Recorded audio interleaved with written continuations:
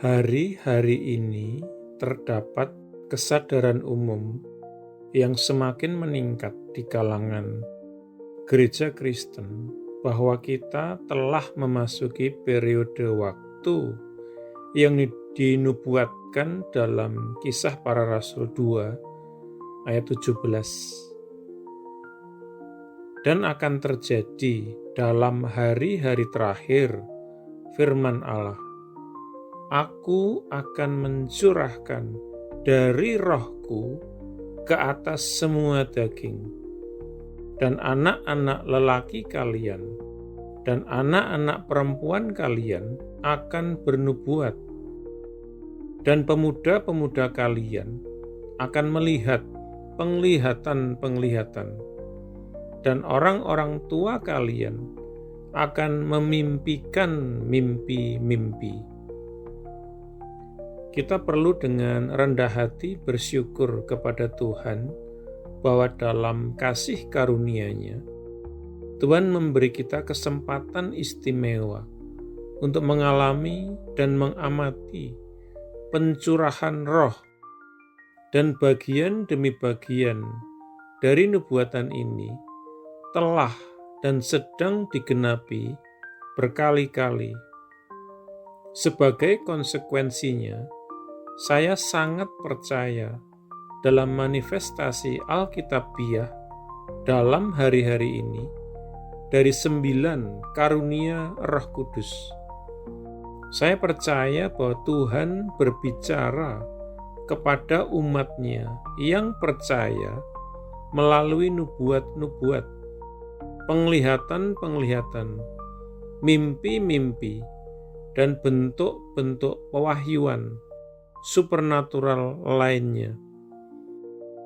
Meskipun demikian, saya berpegang sangat teguh bahwa kitab suci adalah sarana yang tertinggi dan berotoritas yang melaluinya Tuhan berbicara kepada umat-Nya, menyatakan dirinya kepada umat-Nya, membimbing dan mengarahkan umat-Nya.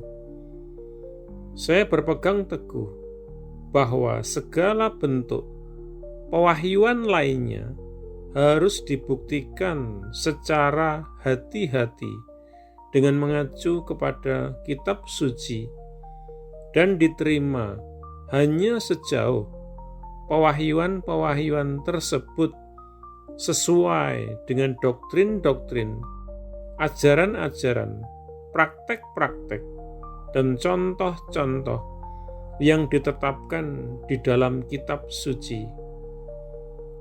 Kita diberitahu, jangan padamkan roh, jangan pandang rendah nubuat-nubuat, tetapi ujilah, periksalah, buktikanlah, telitilah asli tidaknya segala sesuatu. Pegang teguhlah apa yang baik. 1 Tesalonika 5 ayat 19-21. Karena itu adalah salah jika kita memadamkan manifestasi Roh Kudus yang sejati. Adalah salah jika kita memandang rendah nubuat apapun yang diberikan melalui Roh Kudus. Di sisi lain, sangat penting untuk menguji setiap manifestasi roh atau nubuat apapun dengan mengacu kepada standar kitab suci, dan setelah itu memegang teguh, menerima, mempertahankan hanya manifestasi atau nubuat-nubuat yang dalam kesesuaian sepenuhnya dengan standar ilahi ini. Sekali lagi, dalam Yesaya kita diperingatkan kepada Torah dan kepada kesaksian. Jika mereka tidak berkata seperti firman ini, maka bagi dia tidak ada fajar. Yesaya 8 ayat 20.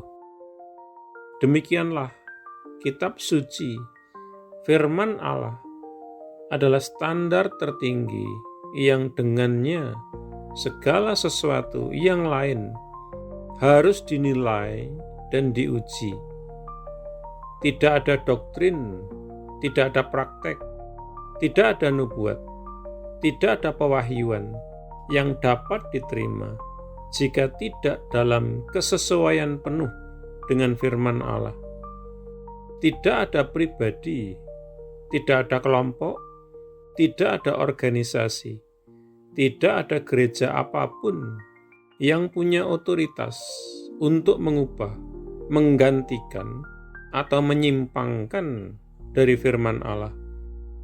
Dalam hal apapun, atau pada tingkatan apapun, setiap pribadi, kelompok, organisasi, atau gereja apapun yang menyimpang dari firman Allah, dalam hal itu dan dalam tingkatan itu juga mereka ada di dalam kegelapan.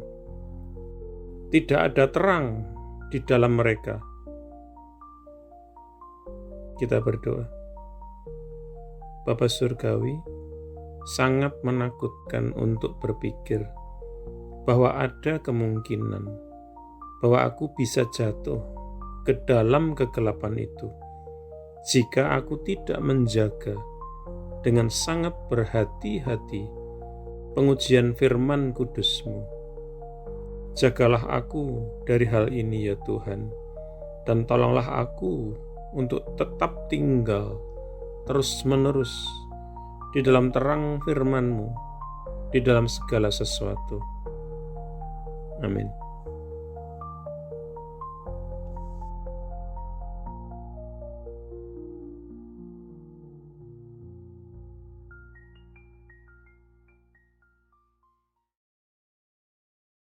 Jika Anda belum menjadi murid Yesus atau belum menerima Yesus sebagai Tuhan dan Juru Selamat pribadi Anda, ikuti doa berikut ini. Tuhan Yesus Kristus, aku percaya bahwa Engkau adalah anak Allah dan jalan satu-satunya menuju kepada Bapa, dan bahwa Engkau telah mati di kayu salib untuk dosa-dosa yang aku perbuat, dikuburkan, namun kemudian Engkau bangkit kembali dari antara orang mati, supaya aku dapat diampuni dan menerima hidup yang kekal. Aku menanggalkan segala kebanggaan dan pembenaran diri sendiri agamawi, dan segala macam gengsi yang tidak berasal daripadamu. Aku tidak punya klaim apapun atas belas kasihan-Mu, kecuali bahwa Engkau telah mati menggantikan aku. Sekarang aku tidak akan memberontak dan berdosa lagi kepadamu, ya Tuhan. Dan aku menyerahkan diriku kepadamu, karena sesungguhnya Engkau adalah Tuhanku.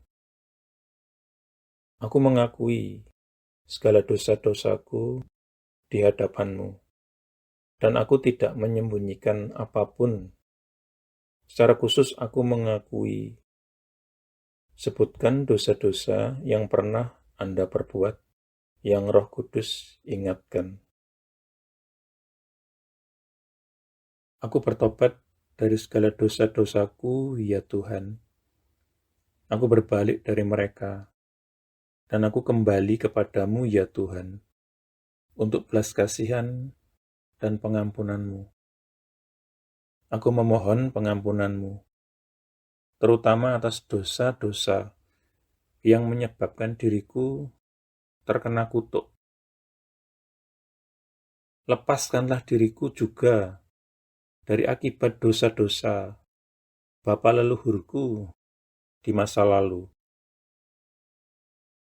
Oleh keputusan kehendakku, aku dengan sadar mengampuni setiap orang yang pernah melukai atau bersalah atau merugikan aku, sama seperti aku ingin Tuhan mengampuni diriku. Aku menanggalkan seluruh kepahitan, seluruh kemarahan dan dendam, dan segala kebencian. Secara khusus, aku mengampuni.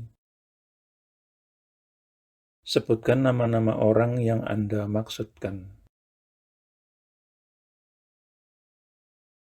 Aku membatalkan dan memutuskan segala hubungan yang pernah aku miliki dengan hal-hal okultisme dan segala macam agama palsu dan segala sesuatu yang berasal dari iblis. Seandainya aku masih punya barang-barang yang menghubungkan diriku dengan iblis, okultisme, dan agama palsu, aku berkomitmen saat ini, Tuhan, untuk menyingkirkan dan menghancurkannya. Dengan ini pula aku membatalkan segala hak atau kekuasaan yang dimiliki iblis atas tubuhku dan kehidupanku. Tuhan Yesus, aku berterima kasih bahwa di kayu salib Engkau telah menanggung segala kutuk yang mungkin mengikat diriku selama ini. Engkau telah dijadikan kutuk, supaya aku dapat ditebus dari setiap kutuk dan mewarisi berkat-berkat Allah. Atas dasar itu, aku memohon Engkau, Tuhan, untuk melepaskan aku dan membebaskan aku dari segala kutuk yang mengikat kehidupanku di dalam nama-Mu, Tuhan Yesus Kristus. Aku menyerahkan diri dan menundukkan diri kepadamu, ya Tuhan, dan aku melawan iblis. Dengan iman, aku menerima kelepasanku sekarang, dan kuucapkan terima kasih, Tuhan, untuk kelepasan ini. Amin.